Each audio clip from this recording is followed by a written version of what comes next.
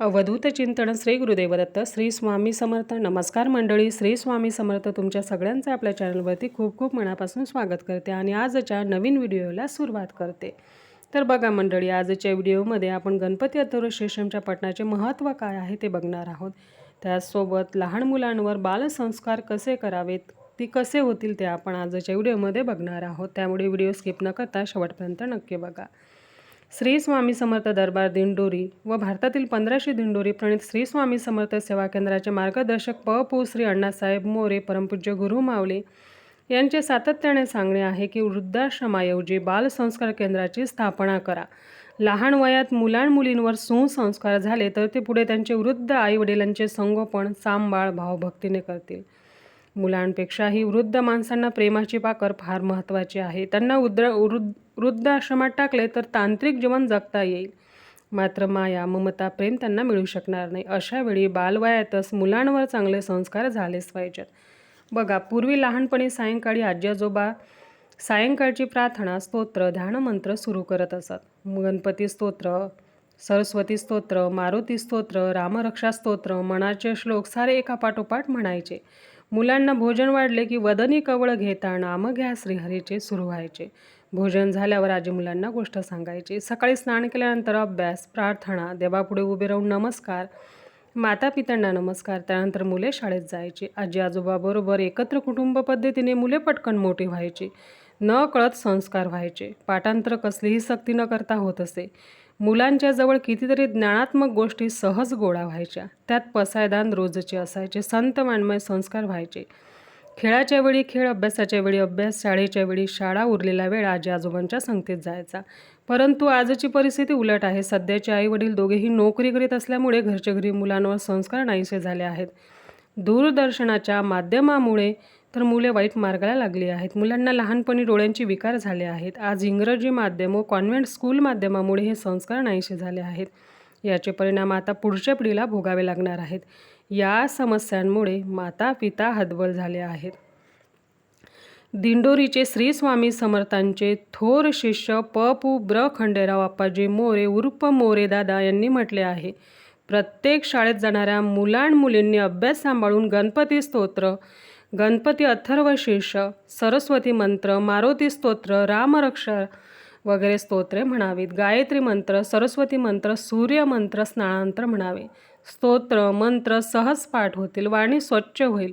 कोवळ्या स्वच्छ मनाच्या बालकामागे परमेश्वराचे दिव्य अधिष्ठान तयार होईल. माता पित्यांशी नम्र भावाने वागावे. सायंकाळी लहान मुलांना देवासमोर उदबत्ती लावून निरांजन लावून शुभम करोती व प्रार्थना त्यांच्याकडून म्हणून घ्यायची.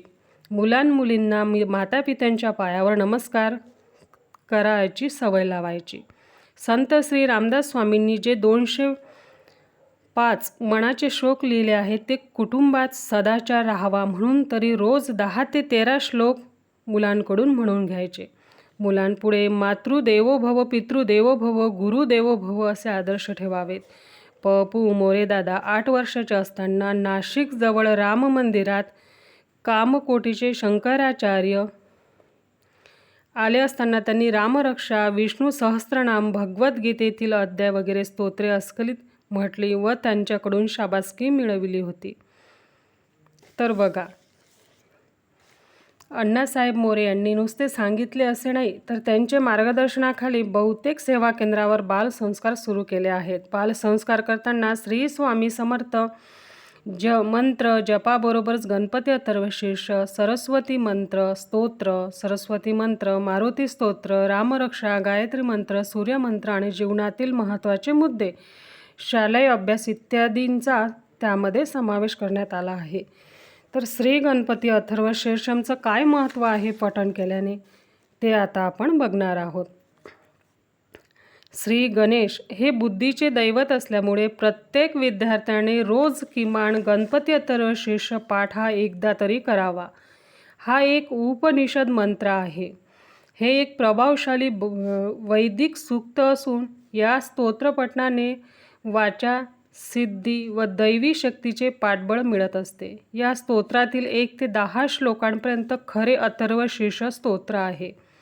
त्यातील पुढील श्लोक फलश्रुतीचे आहेत. या स्तोत्रात गणेश मंत्र ओम गणपतये नमः व गणेश गायत्री मंत्र ओम एकदंताय विद्महे वक्रतुंडाय धीमहि तन्नो दन्ती प्रचोदयात या मंत्रांचा अंतर्भाव आहे. गणेशाच्या आराधनेत हे मुकुटमणी आहेत. श्री गणेश हे बुद्धीचे दैवत असल्यामुळे विद्यार्थ्यांनी हे नित्य म्हणावे.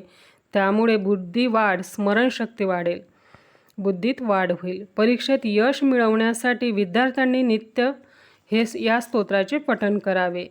या अथर्वशीर्षाने विद्यार्थ्यांची बुद्धी निश्चितपणे सतेज होईल व त्यांची ग्रहणशक्ती वाढेल. तथापि सर्वच मुलांना हे संस्कृत भाषेतील अथर्वशीर्ष कदाचित शुद्ध स्वरूपात म्हणता येणार नाही.